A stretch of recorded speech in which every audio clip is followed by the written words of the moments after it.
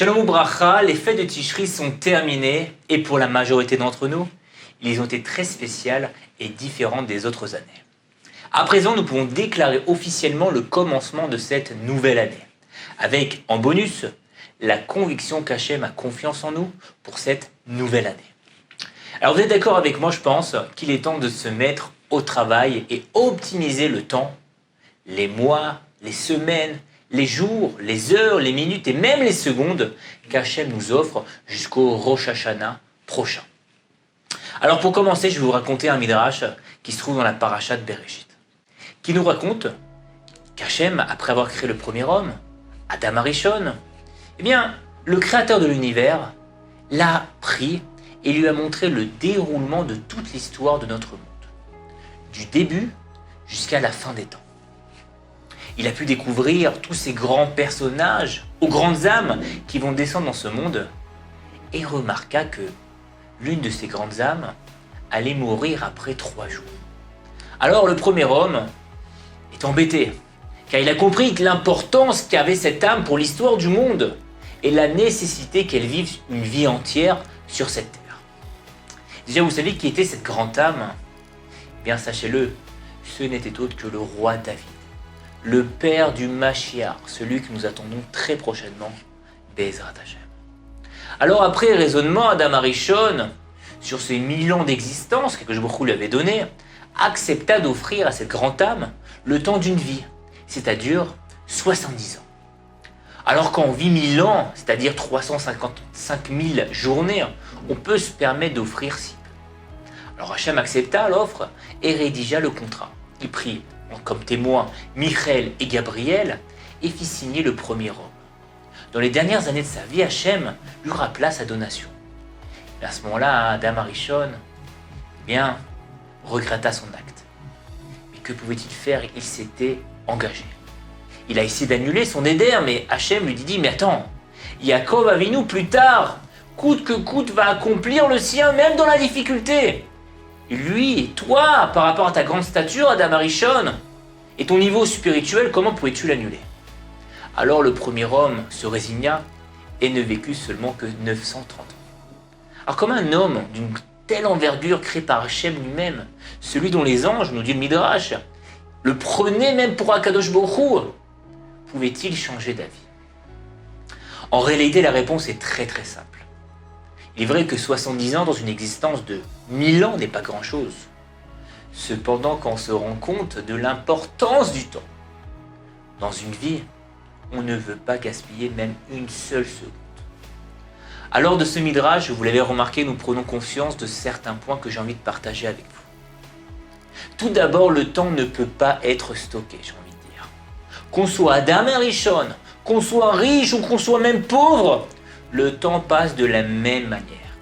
Hachem n'accélère pas le temps pour les pauvres et le ralentit pour les riches pour gagner plus d'argent.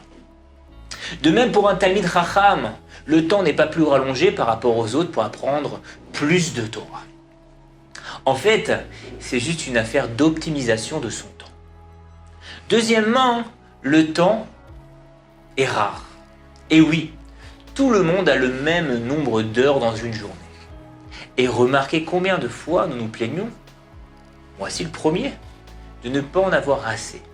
Et même de vous exclamer, parce que moi je le fais bien, j'ai si peu de temps et tant de choses à faire. Donc, la gestion du temps, c'est donner une importance aux priorités qu'on a dans la vie afin d'en avoir assez pour elles. Et troisièmement, il faut du temps pour tout. Tout prend du temps. Tout a besoin de temps pour se matérialiser. Alors, avec sagesse, sachez donner un peu de temps pour chacun de vos objectifs. Ainsi, vous serez en mesure de les atteindre et de ne pas y passer à côté. Car hélas, il existe 2 types de personnes. Les jeunes qui se disent « On a toute la vie devant nous pour nos projets ». Ils laissent pour le lendemain et parfois, c'est trop tard. Il y a les moins jeunes qui, eux, regrettent de ne pas avoir réalisé certaines choses à cause du temps qui est passé trop vite. Et c'est aussi, parfois, vraiment trop tard. Alors une étude que je n'ai pas vérifiée la véracité, mais je vous l'avoue, qui est très possible qu'elle soit vraiment authentique. soutient que 95% des gens, avant de mourir, regrettent beaucoup de choses qu'ils auraient pu faire dans la vie et qu'ils ne l'ont pas fait. C'est vraiment dommage. Voilà, c'était mon message pour ce nouveau cycle qui s'offre à nous jusqu'à l'année prochaine. Et je pense que c'est le moment de réfléchir si réellement chacun d'entre nous va investir ses heures, ses journées, ses mois et sa nouvelle année à ce qui est important pour lui. Pour moi et pour beaucoup d'entre nous, ce qui est important déjà, c'est d'être proche d'Akadosh Baruch Hu, proche du Créateur du monde. Alors se demander combien de temps je donne pour Hachem chaque jour. Il faut se poser cette question. Parce que parfois, il nous arrive des épreuves et là, dans cette situation, on n'aurait plus le choix de se rapprocher de lui. Alors pour attendre d'avoir ce moment-là, d'avoir des épreuves pour se rapprocher d'Akadosh Baruch Hu, alors qu'on peut se rapprocher bien différemment d'Hachem. Aussi, ce qui est important, c'est d'être proche de sa famille. Alors aussi se demander combien de temps nous investissons pour notre femme, pour nos enfants et nos proches. Aussi, avant qu'il soit parfois trop tard, pour montrer que nous les aimons et qu'ils sont les plus importants pour nous. Ce qui est aussi important, c'est d'être proche de soi-même, de ses besoins, de ses manques, avant qu'il soit aussi trop tard. Car quand la routine et parfois même à l'extrême la déprime apparaissent, nous sommes pris dans un cercle vicieux. Nous avons l'impression d'être inexistants. Alors qu'en réalité, Chayecha Kodmin, ma vie doit être la plus importante que celle des autres. Et parfois même dire oui aux autres, dire oui à des heures pas possibles de travail, dire oui à certaines activités, en réalité c'est dire non à soi-même. Alors voilà un message qui est court cette fois-ci, mais tellement important. Alors, vous savez, et je vous le répète, je reste toujours à votre disposition pour vous aider à faire le tri dans votre vie et enfin commencer l'année comme vous le désirez, avec des projets épanouissants et une vie inspirante. Alors envoyez-moi un message et contactez-moi.